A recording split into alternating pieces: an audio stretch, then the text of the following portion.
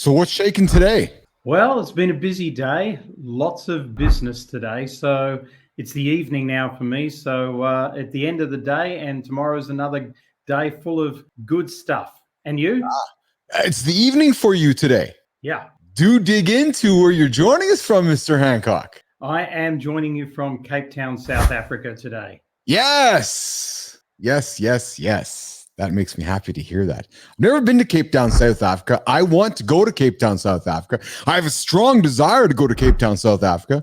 Will you have me as your guest in Cape Town, South Africa? Absolutely. We'll show you around. I mean, it was voted the #1 city in the world twice in the last 3 years, Keith. So, yeah. Well, there you go. Well, what more is there to say than that? Not a lot, really. What more do you want? Where are you going? I'm in Winnipeg, Canada. Do you know where that is? Yes, I do. You don't.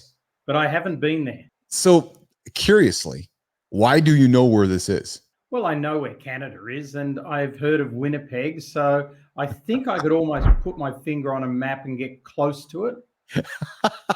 You think so? Yeah. So, Canada's big. I have a good buddy who was born in Medicine Hat, Canada. Ah, yes. Yeah. So we have names like Medicine Hat, Moose Jaw. Moose Jaw, right? All these unique places in our world that yeah. So but I'm in Winnipeg. I'm in the middle of the country, Mike, where it is damn ass cold in the wintertime and nice in the summertime. Beautiful in the summertime, I guess, but yes. Winter, every time I get invited to Canada and it's December, I just say no. Listen, I don't blame you. I don't blame you at all. Actually, I don't blame you at all. So listen, I'm excited to have you on today. I got to be honest. You're my second chat today. I did a live show today, and nice. and then I saw that we were up on the old chitter chatter get at her today, and was excited about getting together. So I will expect you know nothing about our show. I would expect you probably done.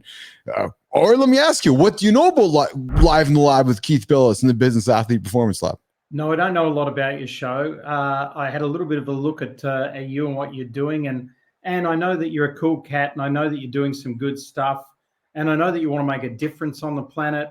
Yes. And I think you're doing something that's really interesting, unique, and different. So that's very cool. Thanks, man. So I think you're unique and different. I'll tell you what so I'm going to flip the script because if you've probably paid attention to some of the content, I really don't have a script. I just like to meet interesting people. Good. I love to meet interesting people and just kind of dig into their curiosity, like my curiosity. So, you know, we just tipped on the iceberg of Cape Town, South Africa. But dude, you hold on a sec. I want to make sure I get this right. Because this thing really got me excited when I saw this note here. Let me see here. So I am reading here that you had a #1 tune on iTunes. And you are a musician, so music's the backbone of my show. Because we're not live and you didn't get the monologue part, I didn't have any tunes on here. I guess I could probably put some tunes on behind us, but dude, you had a #1 tune on iTunes. That's awesome. So you want to hear the story? No, so let's go talk about something else. So firstly, it was iTunes New Zealand, and secondly, don't say the New Zealand part. Just say iTunes. We're gonna redress that. So, Mike Handcock, you had a #1 tune in 2013 on iTunes. It's true, but it's not that sexy a thing, Keith. It's not sexy, but I have to tell you, it's a great story. So, you know, as a young musician, trying to make it and trying to write that next, you know, With or Without You lick or Obla Di Obla Da or whatever floats your boat, you know, and, you know, I had some decent songs and I got in things in the top 50 in Slovenia and places like that. So that was pretty cool. But in 2013, the mayor of Auckland slept with his 21-year-old Chinese secretary, and me and my buddy wrote a song about it called Pants Down Brown. And we wrote it to the tune of the Beverly Hillbillies. And the chorus went, pants down brown, paints down brown. Our rates are going up while he's going down. And it went to #1. Well, so can you hear this? Who would have guessed? There you go. No kidding, eh? No. Yeah. I'm going to suspect that would be very difficult to happen in 2024. Well, hold on. Let me give you the context to my opinion. Only because what did I hear? What did I read yesterday? 60,000 new songs are released every single day onto the music sphere of life. That's true. I thought you were going to talk about all the censorship that happens and lack of free speech in the world, but let's leave that one and just park it to the side, shall we? Yeah. So so you're referring to the woke world that we wake up in some days? Absolutely. 100% I am. Yeah. Well, it's funny because I had a comedian on live today, and that came up, how comedy has changed and how shows and comedy that perhaps you and I grew up with, I'm going to suggest maybe we're of a similar age, would not probably fly today in 2024. Certain shows, certain TV shows, certain music, people look at you like, what? You're saying what? You can't say that. Some shows are banned now that we probably watched as kids. It's just crazy stuff. It is. Yes, it absolutely is. Yeah. So the tune, 2013, you had a hit iTunes single. Now I have the most important question of the show so far. Let me clear my throat. How much cash you make from that iTunes single? Oh, actually, we got out of it without a legal suit, which I think was pretty good. Given that the publisher who put it out did get sued for the song by the mayor at the time. So no kidding. And it got closed down. You'll still find it on YouTube, but you won't find it on iTunes these days. You won't find it on iTunes these days. No, you'll find it on YouTube, but you won't find it on iTunes. Okay. Such is life. Such is life. Yes, that's how it works, eh? So let's keep the audience interested in Mike Handcock. So you're the chairman, Circle of Excellence Group. It's a very official title, isn't it? Circle of Excellence is an organization that originally was seeded, Keith, in 2006. The original company was called Rock Your Life and was on the back of me being a musician. In fact, just to my right over here is like a 50-watt Marshall. Nice. So it's just out of shot. So, but nice. I'm surrounded by guitars, but they're not in this room that I'm in at the moment. Yeah. So, I've always been a musician. I've played on 13 albums. I've toured with bands and done that stuff. So I launched this company in the personal development space called Rock Your Life in 2006. Yeah. And, it went really well. But what we decided after about 5 or 6 years of it is that we needed to upgrade the company and get it more out of attracting people who wanted to have a good time to attracting people who really wanted to reach their potential in life. So we shifted the brand to the Circle of Excellence Group. And that was a long time ago now. But the Circle of Excellence Group, we've got clients all over the world, more than 50 countries. We've worked with hundreds of thousands of people. And there's still quite a bit of music in what we do, although it's a little bit more subtle now. A lot of people that come to our events and things don't realize that they're listening to music that I actually wrote. So we've got an event coming on this weekend. Actually, I've just been putting some of the material together for that, and I'm using again tracks that I wrote. So it's a great way, and I believe every single person should bring their passions into what they do. You may not be able to make $1 million out of sewing or gardening, but you can certainly bring it into everything that you do, and it's going to give you a lot more joy and give your customers a lot more joy at the same time. Why do you say people were surprised that they didn't know that, or why did you say that you didn't think people knew that the music was written by you? Because it sounds like other things that they would have listened to, and if we don't tell them, people don't take any notice. It's so interesting. You can play a gig, and before the gig, you can put on your own songs that people may not have heard, and people won't take any notice. And then you play the gig and they go, "You were great." You go, "Yeah, but I just played the same songs you heard earlier." People aren't very present these days, Keith, right? Everybody's in their own world, so they're not present enough to what's going on around them. And I find that very amusing. It's true, isn't it? Yeah. Is it like that in Winnipeg? Oh shit, man! Isn't it everywhere? Yeah, I had a guest on my show. We talked about his superpower, which is ADHD, and and this whole idea of shining out. there's a squirrel over there, Mike. So the awesome. I love squirrels. The size of that squirrel is oh fuck, hold on, shiny object, right? We were talking to things like, yes, of course our attention spans are short everywhere. You know, I love doing long form shows like I do, yet people are like, hey, I want sound bites. I'm like, but I don't talk in sound bites. Well, maybe I do talk in sound bites. That was a soundbite, by the way. Ah, there you go. There you go. Yeah, you got to have some fun with it. Because as you know, as Business Athlete Nation knows, Mike Handcock, we are here to, and right now the audience would roar in the stadium and they'd go, I would say, and we are here to, and they'd go, entertain and inform instead of inform and bore. That's true, you know, and it's all about edutainment. But I noticed in between the video that you sent me to introduce yourself and you being live online, you've shaved and groomed. What's that about? I don't think I've, did I shave and groom? No, so I certainly did not groove. I may have cleaned up the hair follicles. Actually, I had a couple bald spots on the old hair follicle. So if anybody's listening and not watching us right now, I got a little close to the skin and I'm thinking to myself, oh my God, am I looking at the camera? I have these bald spots on my chin. So I just hide behind the camera.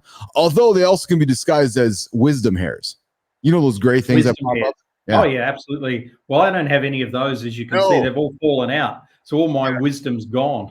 Yes. That's what happens. You see, you get all you age, you get all these wisdom hairs, and then the wisdom hairs leave, and all the wisdom leaves at the same time. Look what's happening in the United States.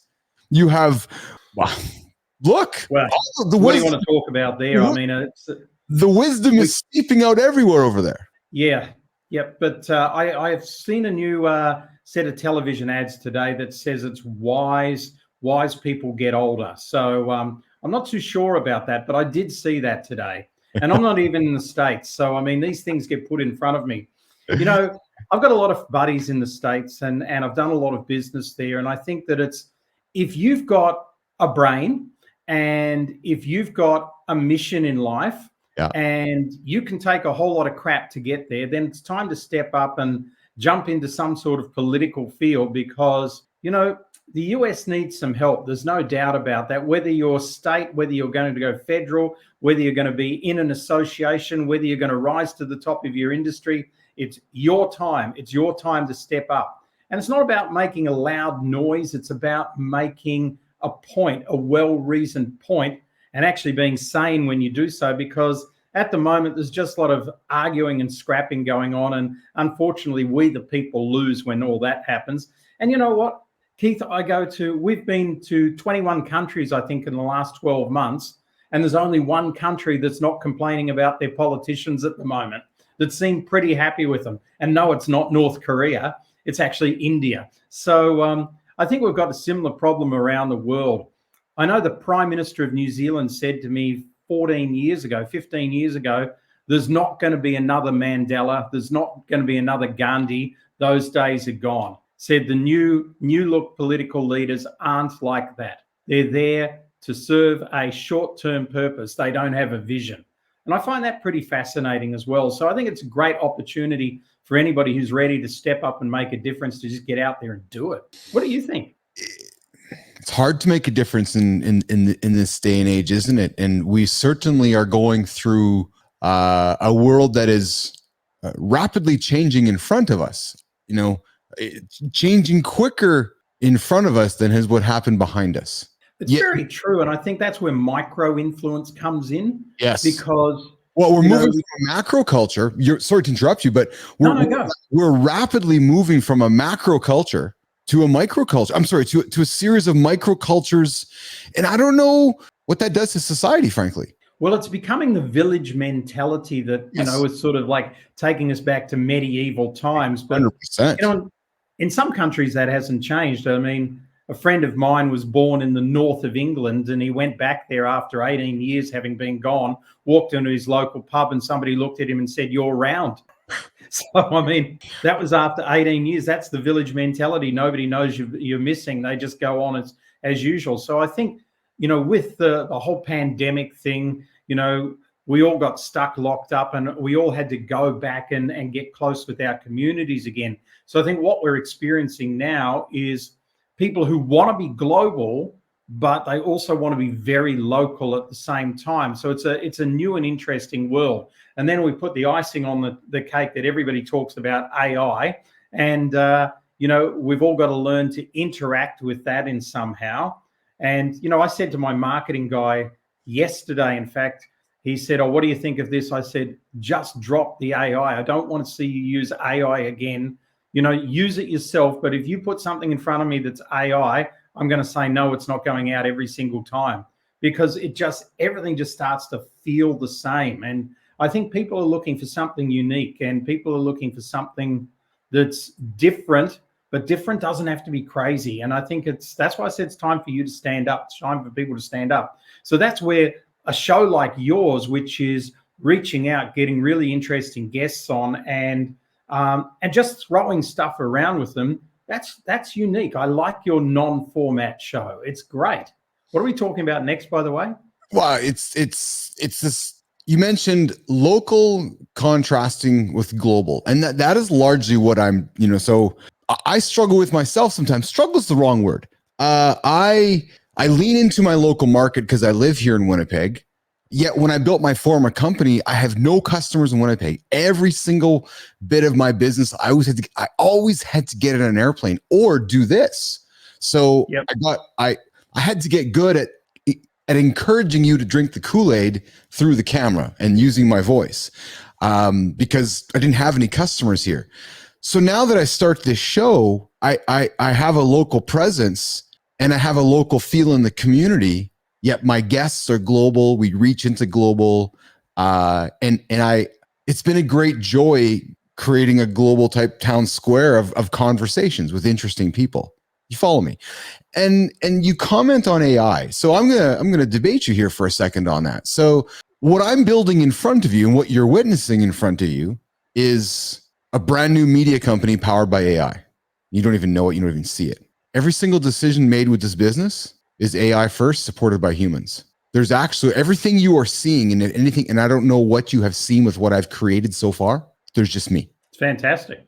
And a series of AI tools and agents, and yes, another assisted human that helps me. But for the most part, it has been an intentional drive and mission to try to create a new style of business that has underpinnings of AI but is human led.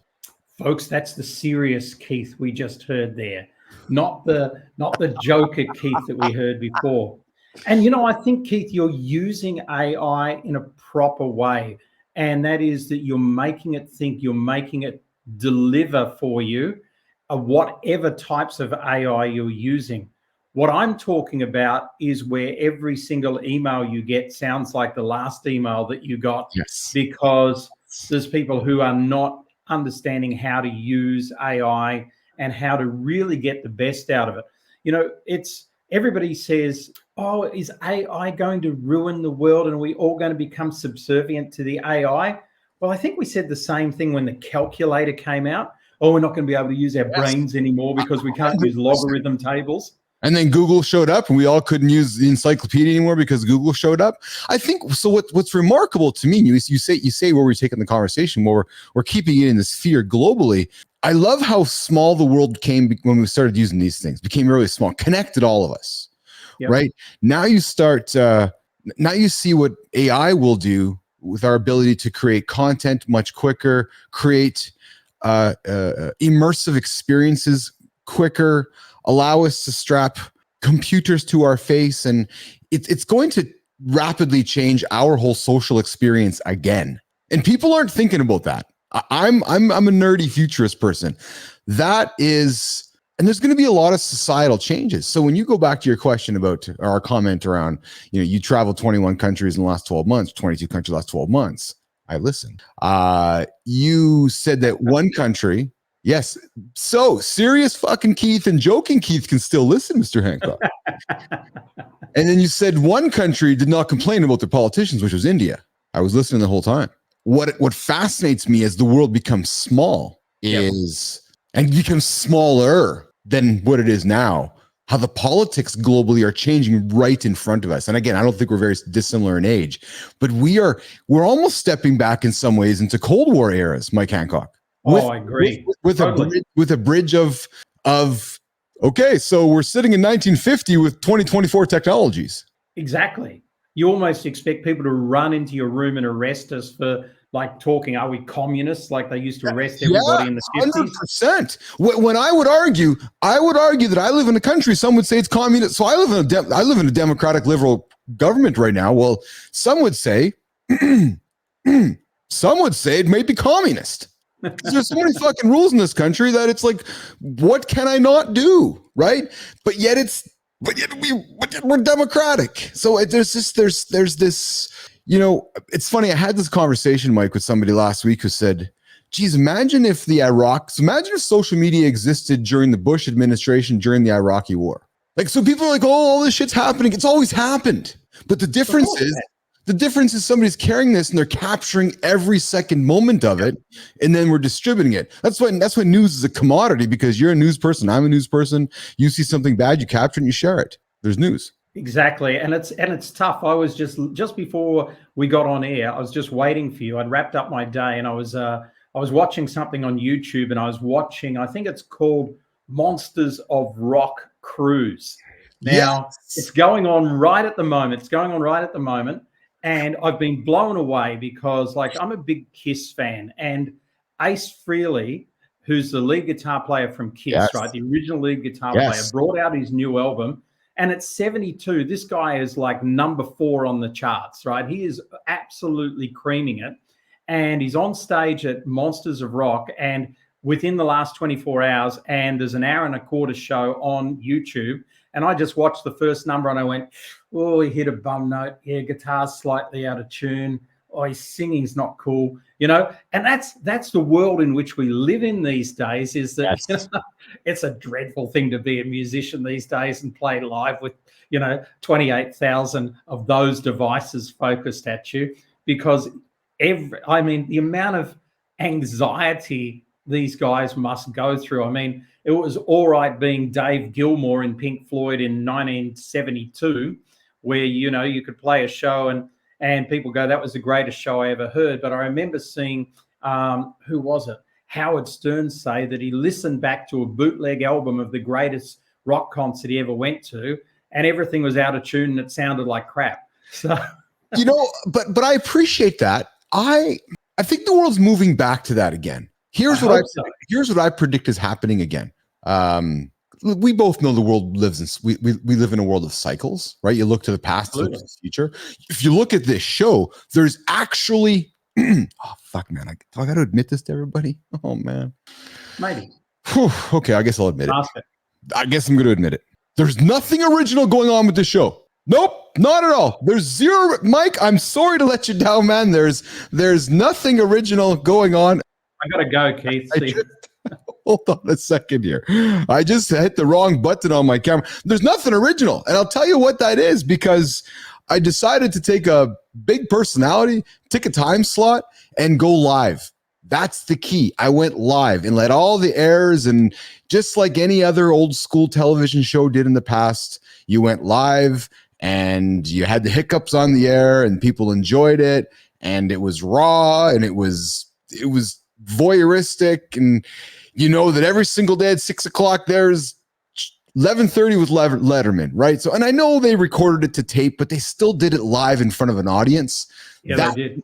That to me is magic. So hence I do this show live, but nothing original about it for that reason alone, because when you go back to the comment about Ace Frehley and playing live in front of people, I think people are wanting to go back to that again. And I suggest to you that's what the future is going to hold again. Because people can get tired of AI-generated content, AI-generated fakeness, and it's going to be, can I just see a real human being talking in front of me again?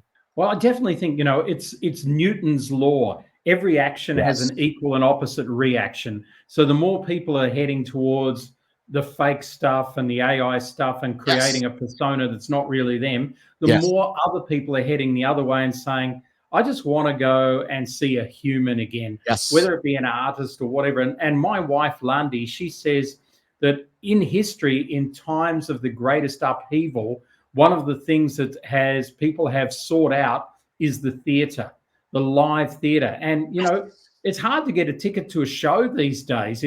Wherever you are on the planet, you know, if you want to go and see something, we just got a friend of ours singing in something that's happening on Easter Friday, and I wanted to go buy a ticket, and I thought, you know, there's going to be plenty of tickets. It's at the town hall, and that's nearly sold out. I'm like, this is some choir. I mean, it's hard to get tickets these days for things. That's because people are wanting to see people. Yes. Yeah. Well, the pandemic did that to the world, didn't it? Yeah, absolutely. But it was good for me because, like, I'm on the road constantly. So the first 6 months of it just felt like a holiday. The next 6 months felt like a bit of a prison sentence, to be honest with you. But, you know, I think when you look at whether it's using AI and whether it's using new tech or whether it's just doing things the old way, I have a saying that every strength taken to an extreme becomes a weakness. Yes. So if you lean on something way too much, even one of your unique abilities, whatever that may be, if you lean on that too much, it ends up being your Achilles heel and can bring you down. So it's the old story. Keep everything in a bit of balance. Yeah. Hey, Mike, talk about your charity work, and you know, mentioned, you know, in the same sentence as President Clinton, and the work that, you know, and him mentioning you in a sentence. Talk about that with me. Well, I think it's a great story, and the story's not about me per se, but I'm involved in it. And it's back to India. I went to India in 2006, and I met a lady there who at the time was about 60 years old. Yeah. She's a very wealthy woman. She'd just had a triple bypass surgery. And I said to her, what are you going to do with the rest of your life? And she said, I'd really like to help underprivileged children get enlightened education, not just maths and all that sort of stuff, but learn about networking, learn about financial literacy, learn about spirituality, learn about the way the world works. I said, that's a great idea. So that night I was running an event, and she was there, and I got her up on the stage, and I told everybody what her vision was, and I asked who in the room here would like to help her. About 30 hands went up. There were probably about 100 and something people in the room. About 30 hands went up. The next morning at 8:30, about 6 of them arrived at her apartment. And between those 6 and myself, we started a foundation, which is called the Sage Foundation. Sage meaning, you know, wise person. And that went well. And then about 2 years later, and it just shows you, and it's a great lesson for anybody who's listening, I was back in India and I was with her, and she said, I've got an email from Bill Clinton. I said, what? She said, I've got an email from Bill Clinton. It's inviting me to become part of the Clinton Global Initiative. I said, so have you replied? And said, yes. She said, no. She said, why would the president, you know, past president of America, want to talk to me? I'm only a little woman in India. I said, where's the email? She said, I threw it out. So I said, what do you mean? She said, well, I deleted it, and there's a form that I printed out, but I threw it in my rubbish bin. So I got this form out of the rubbish bin. It was the application to join the Clinton Global Initiative. So I filled it all in. It was all screwed up. I filled it in. And I told her to sign here, wrote in her date of birth and everything, and put my name and my details on there because I was with one of the other trustees of the foundation. Yeah. And on the top of it, she said, there's no point in sending it back. All the applications closed 48 hours ago. So I wrote on the top, we have not heard back from you, and just faxed it in those days. We faxed it. And of course, you know, we hadn't heard back from them because we hadn't sent the form. So it wasn't technically a lie. So within 24 hours, we got a form back from them saying, we're very sorry, our fax machine's been broken for the last 3 days, and we'd love to accept you. And that started a journey that ever since 2008, the Sage Foundation has been part of the Clinton Global Initiative. So we built over 200 villages in India that have enlightened education in the first few years. And that's when Clinton wrote to me and thanked me for my work and put out a PR statement at that time and mentioned Maya, who's the lady, Maya Shahani, and myself and the work that we'd done there. Mm-hmm. So, and he even invited me to go and meet with him in Mexico, but I couldn't make it. I was busy doing something else. So I guess he missed that opportunity, or I did, depending on which way you look at it. So that's that story. And I think the story, Keith, is a story that sometimes we don't believe that even some of the most important people on the planet want to meet with us, want to know what we're doing, But if we're not talking about it, if we don't take the opportunities, if we don't see an opportunity when it clicks in front of us, then it disappears straight away and it never comes back. Yes. Yeah, this is very true. Did I miss? Maybe I wasn't listening. Did you meet with President Clinton? Did you shake his hand? No. Maya did. She met with him, and that was a fascinating story in itself, but which I can tell you. But no, he sent me the invite, and I was actually, we ran a travel company, which was one of our businesses at that stage. We had it for 12 years. Yeah. And I was with a group of people in Mexico for 12 days, and I didn't want to fly to America and leave the group and just to meet with Clinton. Yeah. It wasn't that important to me. No, I get it. Yeah, good for you. Good for you. If it had been Ace Frehley, I would have been there in an instant, but no, not Bill. So, listen, you've dug into Kiss a couple times here. So I think clearly there's something going on there that we need to dig into. And this is why I don't have format for my show, because I let the guests guide the conversation. So clearly Kiss has come up a couple times, Ace Frehley a couple times. Let's dig into your Kiss love affair. Original Kiss, eh? So we're talking Ace Frehley, Peter Criss, Gene Simmons, and Paul Stanley. I've been around for a while, my friend. I had the old Kiss collection, all their individual ones, all individual faces. So yeah, you had them too. Yeah, I had them too. I think I've still got them somewhere. Yeah. I was in a Kiss cover band. Really? Yeah. Well, that's impressive. Well, hold on. Let's just set it up here. Yeah, I may have been 12. I may have been using children's drums and kids' drums in my neighborhood. You were Peter Criss then? Yeah, no, I know my buddy was Peter Criss. I was actually I was Paul Stanley. That's awesome. Oh fuck, man, I was absolutely Paul Stanley, dude. But so I did airband when I was in grade 9, and I was we did some Stryper Christian rock. Remember Stryper? Nice. I liked Stryper. They were good. Yeah, exactly. So I did some Stryper. I did some White Lion. You know what? Because we're recording this could be fun. Perhaps I may have to go and find the imagery so that I can display the imagery while we are speaking of this segment of old Uncle Keith, Chief Bapl, in his leopard, Mike Handcock, skin spandex. We're talking. Oh, no, I have to see it, Keith. Let's keep talking. We're talking before Lululemons. We're talking spandex, mesh T-shirts. Come on, can you not envision it? Oh, yeah, no, it's absolutely you. I don't know why you're not bringing it now. That look is coming back. There's no doubt about that. It absolutely is. So how big of a Kiss fan are you? How many shows have you seen? Have you met the band? What are your thoughts on them reinventing themselves as AI digital 3D avatars forever? You got to give the boys credit. Smart business. Well, let's start with that one. I think it's a really bold idea because I think, probably going to cost them half their fan base. But here's the thing: if you've been at the top of your game for 50 years and you retire, do you not lose all of your fan base anyway? So if they can keep 50% of their fan base, then I think that is just a phenomenal thing. And I really reckon it's bold. And I don't think we've seen what it's really capable of now. And they're using like George Lucas's people, so they're not messing around with dumb shit here, Interesting I never thought about it from your POV, Mike, that if they lose 50% of their fan base, I'll finish the sentence. But if they gain 20, 50, 70% of a new audience of people that are that are enjoying this new style of content, that's what it's going to be, based on legacy artists. And listen, there's no better artist to do this than Kiss. Let's be frank about that. Like, really? There is no better artist to do. I mean, I always thought that, sorry to interrupt, Keith, I always thought that Kiss should have done what In Excess did and a couple of other bands, but I watched the In Excess one where they actually have auditions to find the new Kiss, and they do a whole television show. Yes. I thought that would have been great. Yeah, but as we know, fans really didn't embrace the next version of In Excess. Like the fans have not embraced the next version of Journey, and I don't. So it's true. For some reason, it works in some instances. So you look at the Foo Fighters.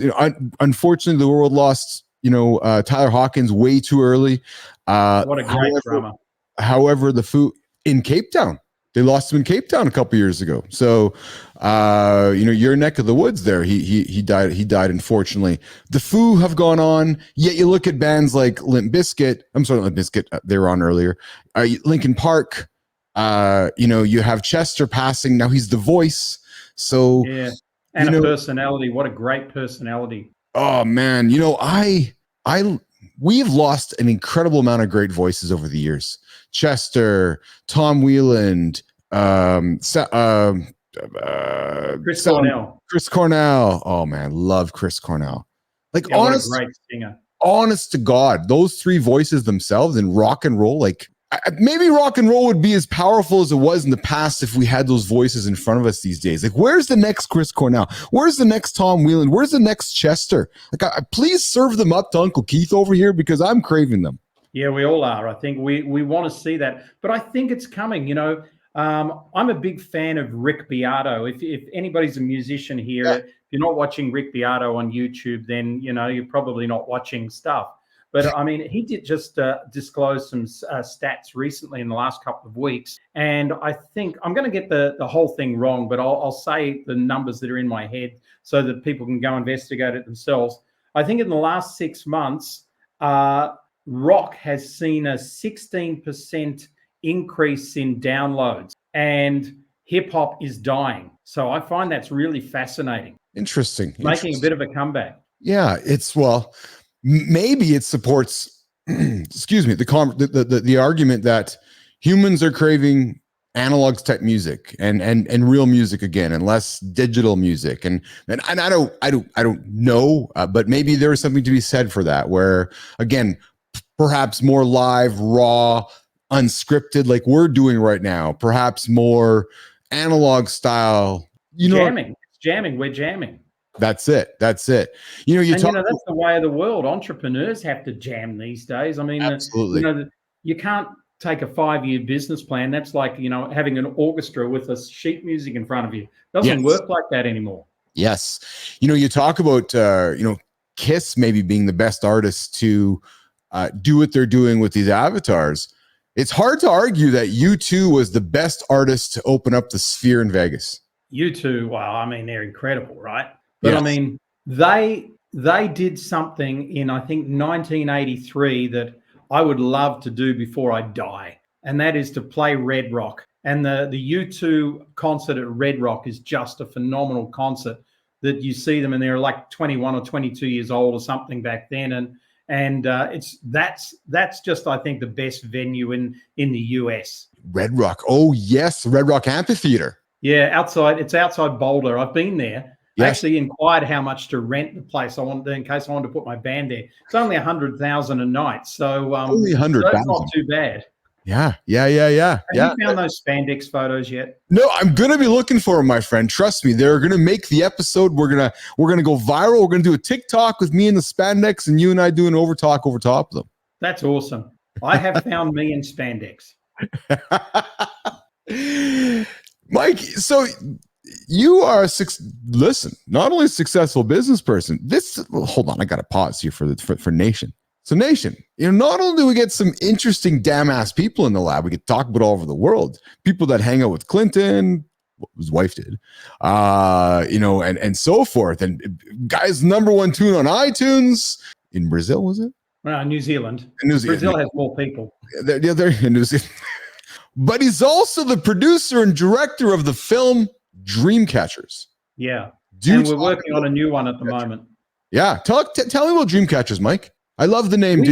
We created the film. It's old now. It's over 10 years old. But it was inspired by The Secret, but it was actually shot very differently. It was shot using real people, not luminaries. So, there was no Lewis Howes or Gary Vee or anybody on this film. It was real people. And what we uncovered was all about the shift in consciousness that was meant to happen in 2012. And I believe did happen in 2012. There's been 3 major shifts of consciousness, 1987, 1994, 2012, during our lifetime that we've experienced.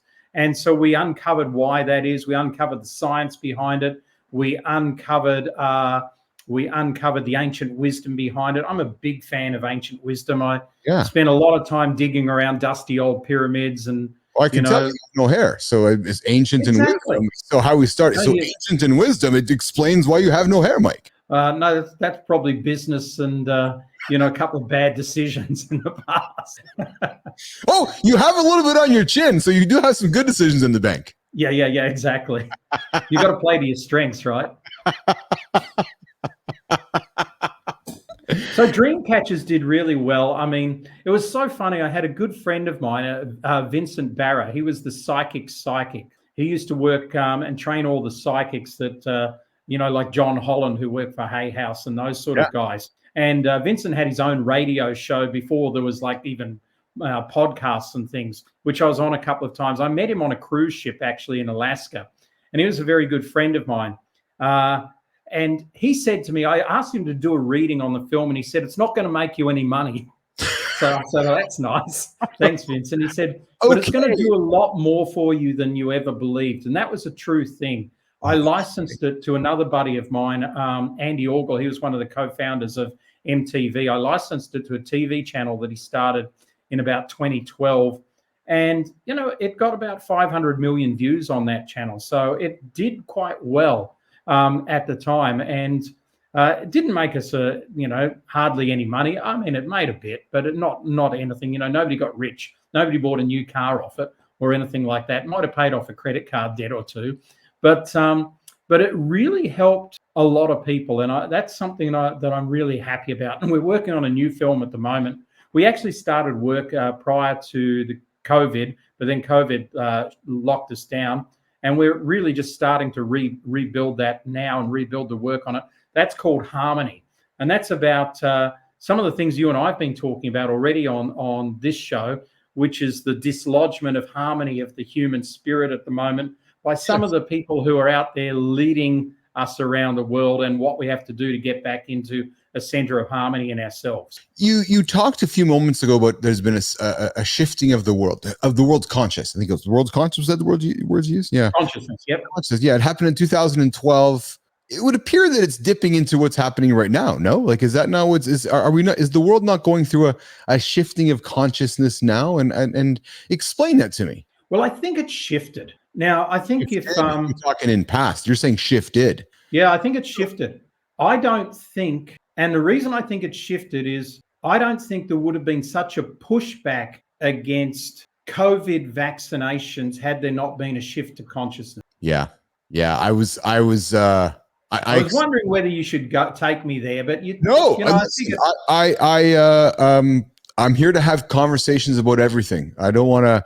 If there's one thing I do not like, I stand very strong on, is I don't want to have a world where we have to agree with each other, where we have to drink the same Kool-Aid, where we can agree to. I'm not saying it's in you and I'm just saying we as human beings can agree to commit, agree to disagree, have a discourse, have a dialogue.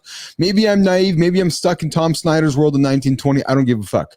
I want to have good discourse and good dialogue and hear your point of view and understand what you're thinking. Because last time I checked, you're a human like I am. And last time I checked, there's moments that you're fucking scared. You don't tell nobody because you're scared. There's moments that you want to sit somewhere quietly and cry, but you don't tell nobody because you're a guy.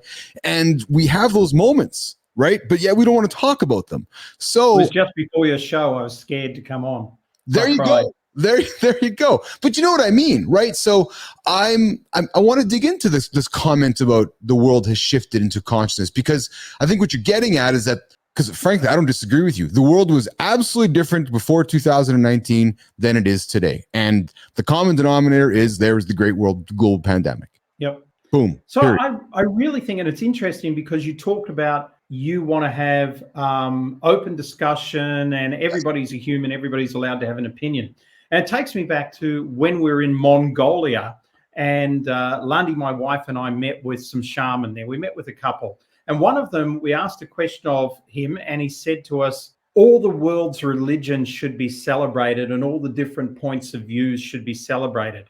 No one's right, no one's wrong. That's what makes the world a colorful place. If everybody had the same opinions, then the world would be just a black and white place. Yes. So, I don't care if somebody's vaxxed, unvaxxed, a vegan, a meat eater, a Kiss fan or a Tchaikovsky fan. It doesn't matter to me. I think it's great that everybody has something different, provide they stand for something, because if you don't, you'll fall for everything. That's an oldie but a goodie, as we know. Mm-hmm. So, in getting back to consciousness, in the early 1950s, a guy called Jose, just stretching to get his name, I'm going to make it up right now, Fernandez, went into the tomb of Paco Voltan, who is a Mayan priest. Okay. And I should know him because I know him very well. I've read a few of his books.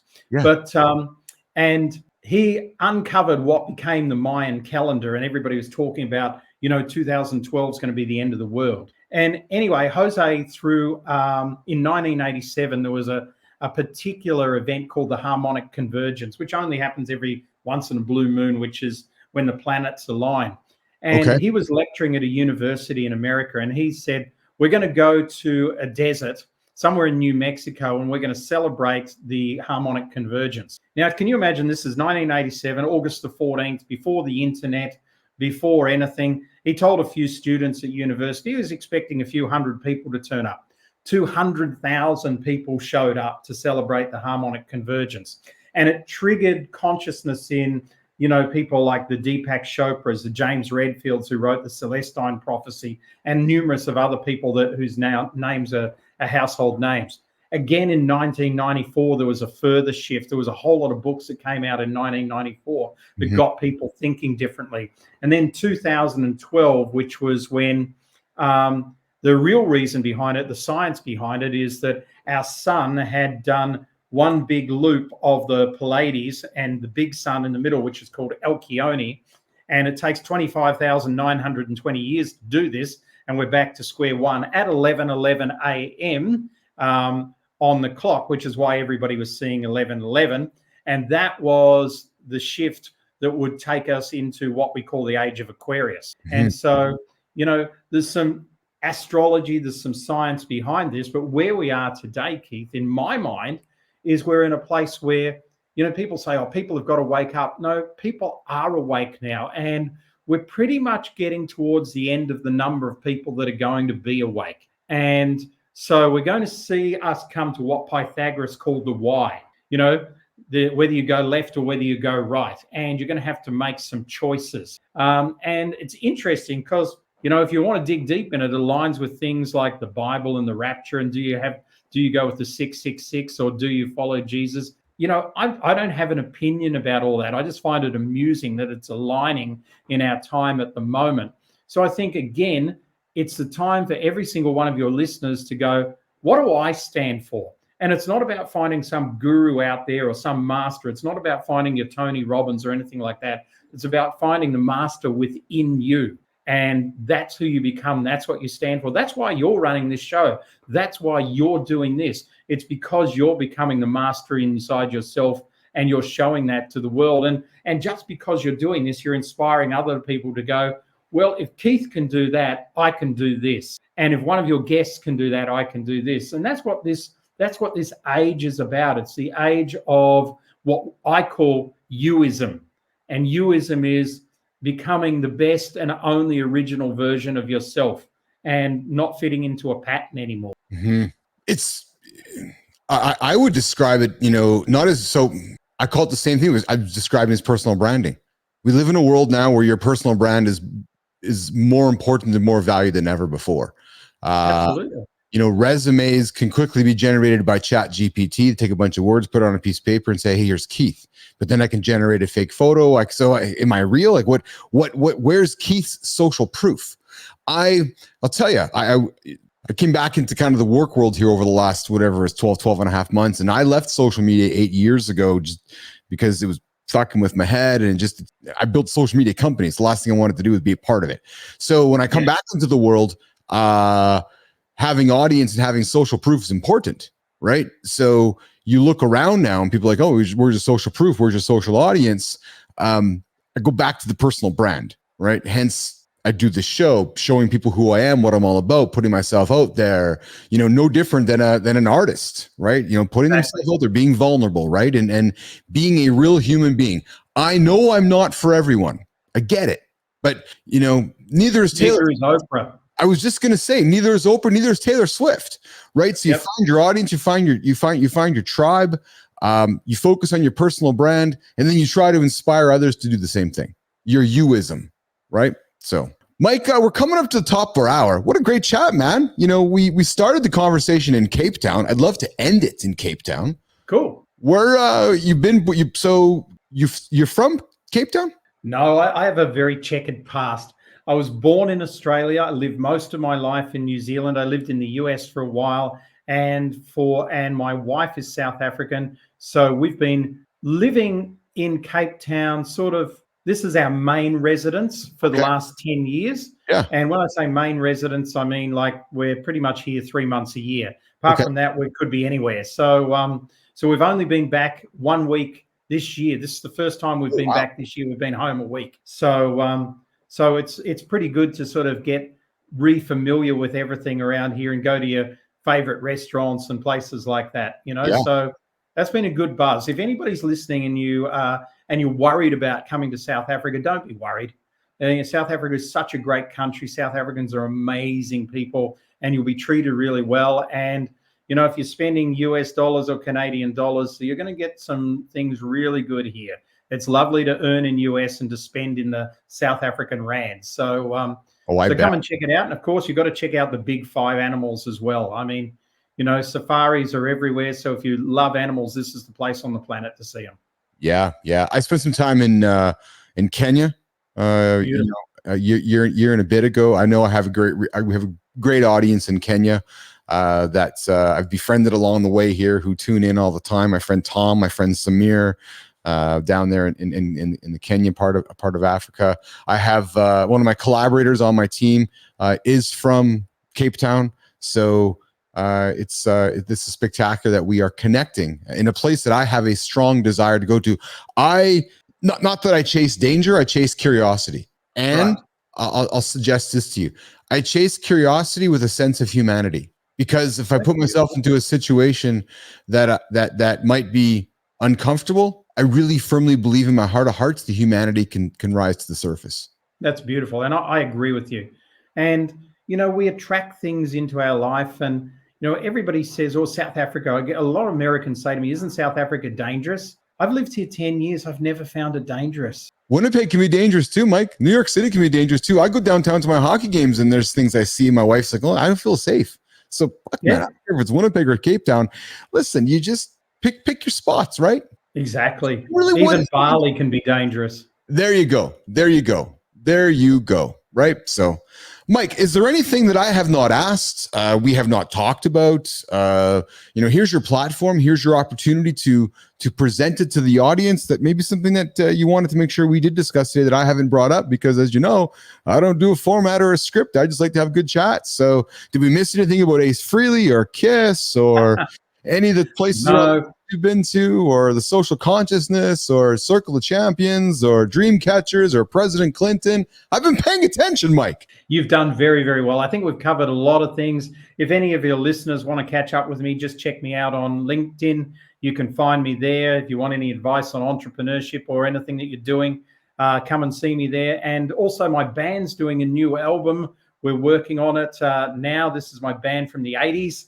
So so we have a bit of a cult following that's cropped up in, you mentioned it before, Brazil, Cyprus, and Germany. So this is the first time we've got together and doing something. So we're busy writing songs at the moment. So that's going to be a real buzz. And I just sent a song to the other guitar player who lives in Australia yesterday, and he came back and said, great song, make it heavier. So I guess it's going to be a pretty heavy record. So hold on a second, because then Uncle Keith just didn't do a good job asking some questions, because, fuck, man, I want to dig into this for a few moments. Making music in 2024 compared to how you used to make music. So you're like, all right, I'm sitting here in Cape Town. What do you play? Guitar, bass, drum? What do you play? Guitar. Yeah, so you're playing guitar. You recorded into whatever you recorded. What are you recording it into? Like Logic. Yeah, Logic audio. Yeah, and then sending it to your bandmate halfway around the world. He's doing his thing, sending it back to you. Like, that's not how you made music in the past, Mike. No, it's definitely not. You know, and it's so funny because I've only sort of been in his physical space for a couple of hours in the last 5 years. So crazy stuff. And the singer's in New Zealand. So the drummers here, and the bass player is in between Australia and New Zealand. So it's quite a blast. That's really cool, because to be able to, anybody that sits here and says, oh, you can't collaborate when you're remote. Oh, you can't be creative when you're remote. Oh, we all got to get to the office and we all got to go and be on because that's the best way to create and collaborate. Really? Some of the greatest songs in the world have been created by artists that were not in the same room. Absolutely. That's truth. Happens all the time. Yeah. That's fantastic. In fact, most of the great songs of the world have been written by people who are not in the same room. Boom. Exclamation point out of there. So what is it like being desired in places that you don't even think know you exist? Like, because I'm kind of going through some of these feelings myself, going, oh, people like me in Brazil. Oh, people like me in that country. I'm not sure why, but what is that? What's that kind of feel like?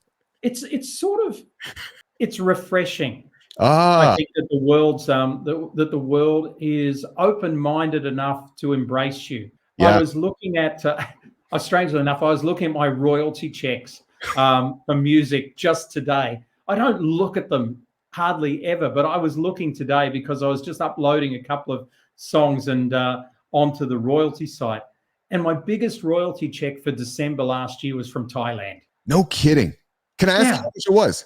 It wasn't much. No. It was like $118, but it was from Thailand. That is pretty freaking cool, though. Yeah. So how does that work? So who did you get the royalty check from? Like, was it your label, or who do you get it from?